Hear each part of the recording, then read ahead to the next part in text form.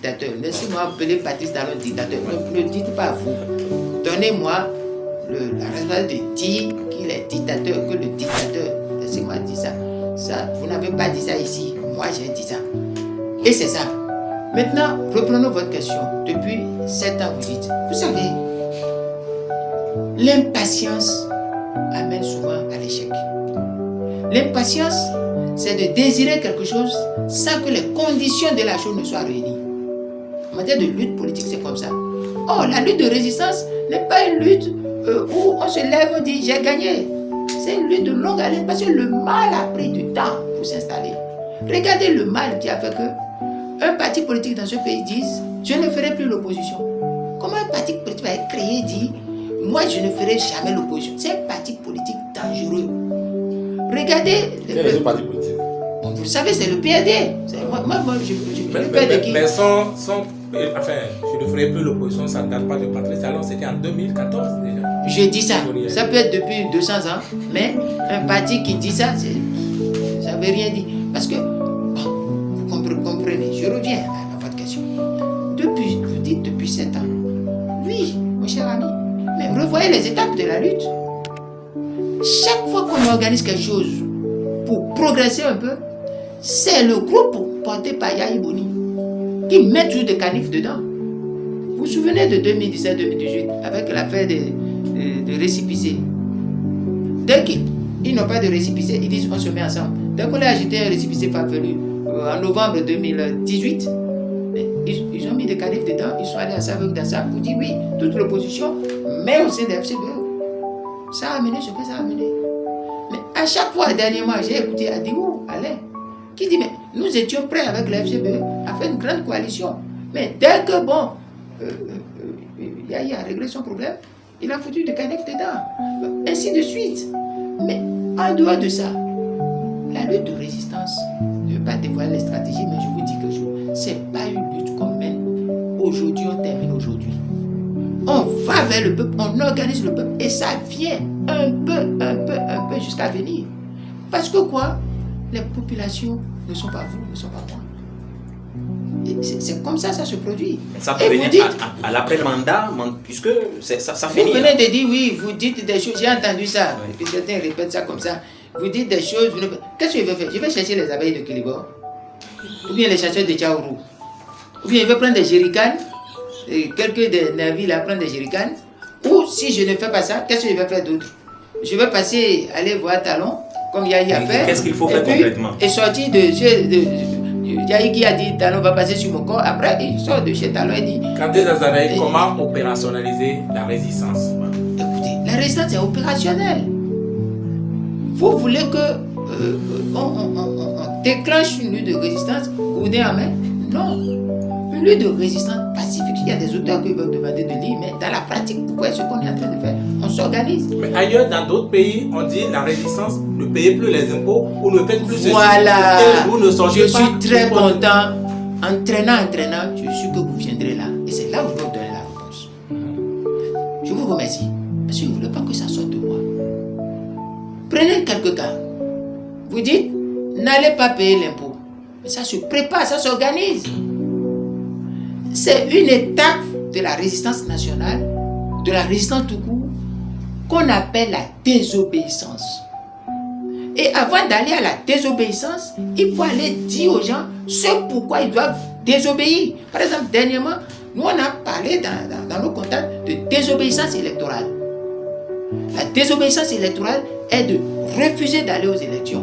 C'est une désobéissance. Il y a la désobéissance civile, qu'on dit généralement, qui est un des puissants moyens qu'on emploie à une étape donnée de la résistance, et qui est de dire, voilà ci, voilà ci, voilà ça. On barricade des ponts, on refuse d'aller travailler, on fait des sittings, on ferme les boutiques, on fait ci, on fait ça. C'est des étapes qu'on organise et qui viennent en fonction de la situation pré-révolutionnaire, révolutionnaire, pour révolutionnaire. Ça, c'est des techniques de combat, je ne peux pas perdre votre temps. Vous êtes pour l'instant dans l'explication, vous êtes... Nous sommes dans la phase même... est-ce que je dois dire ces choses? Je ne dirai pas ces choses parce que ce n'est pas bon.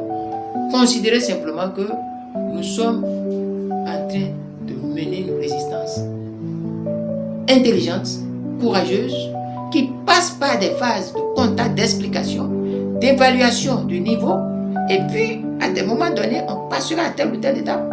Vous voyez, je vais vous donner un exemple. On arrête quelqu'un comme Réki Amadou. Et son parti qu'il a positionné, c'est les démocrates. Ils ont fait quoi? Ils ont fait quelle réaction? On arrête quelqu'un comme Joël Aïvo. Vous voyez, le fond, là, le front de réhabilitation, de restauration de la démocratie. Où sont passés les responsables aujourd'hui? Les responsables sont où? Même le président du front, les gens, vous voyez, c'est le danger ça. Pour y aller plus loin, je vous donne 2 cas dans le monde. Vous voyez, l'assaut sur la place de Tiananmen. Vous voyez comment ça a été maté? Est-ce qu'il y a eu de suite après? Jamais. Vous prenez le cas avec les Serbes. Vous avez vu comment ça a marché? Après combien d'années? Vous savez, le monde a tout produit, mon cher ami. Vous ne pouvez pas donner des mots d'ordre si vous n'avez pas organisé des gens pour non seulement suivre les mots d'ordre, pour organiser les mots d'ordre. Est-ce que vous avez la politique de vos moyens par rapport à ça? Je n'ai pas compris. Oui, les moyens de votre politique, pardon. Les moyens de votre politique. Vous mettez moyens dans. Oui, parce que Moi, pour avoir les moyens, résultats, il faut avoir... Mais nous avons des résultats dernièrement. Mais sur le plan humain, si vous voulez, candidat Zanaï, on a l'impression que vous êtes seul, trop seul aujourd'hui pour cette résistance. Non, écoutez, il y a la notion d'être esselé qu'il faut aussi relativiser. Si vous êtes avec des gens qui peuvent compromettre, retarder la lutte, faire tuer la lutte, faire échec à la lutte, vous n'êtes pas accompagné. Vous êtes avec des traîtres. Regardez avec quelle facilité les gens ont rejoint Patrice Talon. Et au moment où ces gens-là, on était ensemble, c'est des gens qui me traitaient, moi, de top et de plan B. Vous parlez des démocrates? Des démocrates aussi. Qu'est-ce qu'on appelle même des démocrates? Les démocrates, c'était les ramassis venant de tout. Mais venons-en. Là. Candidat Zanaï, venons-en précisément au niveau des démocrates. C'est tout au moins 500 000 de nos compatriotes qui sont derrière. 500 000 personnes. Parce que pour faire de la résistance, vous ne serez pas seul. Une Irlandaise ne saurait faire à elle seule le printemps, dit-on. Mais alors, aujourd'hui, allez-vous conjuguer à néant tout ce beau monde, 500 000 Béninois, et considérer que ce parti-là n'existe pas? Mais écoutez, je veux vous répondre? Oui, tout à fait. Premièrement, je n'ai jamais dit que ça n'existe pas.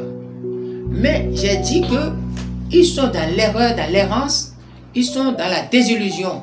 La preuve, depuis le vote jusqu'à aujourd'hui, si vous demandez aux gens qui sont allés, qu'on a berné dans ça, beaucoup regrettent déjà, y compris parmi les leaders. Mais vous dites de relativiser. Mais les plus de 60% là, ça fait près de 4 millions. Vous prenez 500 000 et vous oubliez 4 millions. C'est-à-dire que vous avez dit que 500 000 vont désactiver 4 millions. Parce que ce qu'ils font là, leur compromission est une manière de désactiver les autres. Et ça, je ne l'accepterai pas. Personne ne l'acceptera. C'est cette manière de désactiver 4 millions de personnes que nous refusons. Imaginez 4 millions de personnes descendent dans les rues.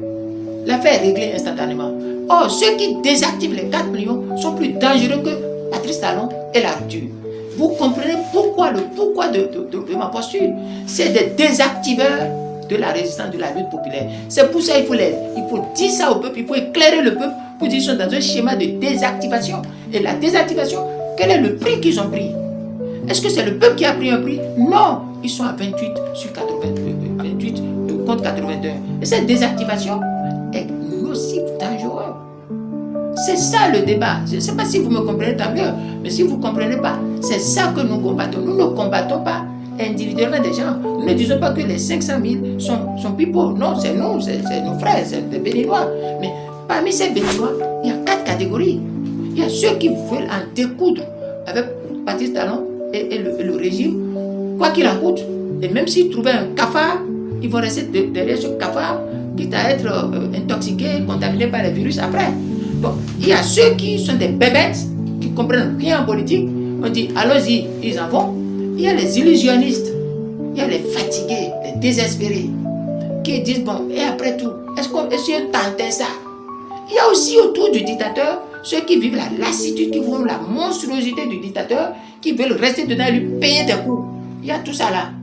Mais l'un dans l'autre, tous pris ensemble là. C'était une bêtise de croire qu'avec ça, on peut gagner un dictateur lorsqu'on a la conscience que le dictateur a le monopole de tout. C'est ce que je vous dis. Et c'est de l'analyse. Tout ce que vous dites, c'est pas moi-même, c'est de l'analyse, c'est des modèles de raisonnement, c'est des modèles de combat. Et la lutte de résistance a des étapes pour revenir. Il y a l'étape d'abord de la définition de l'objet. Il y a l'étape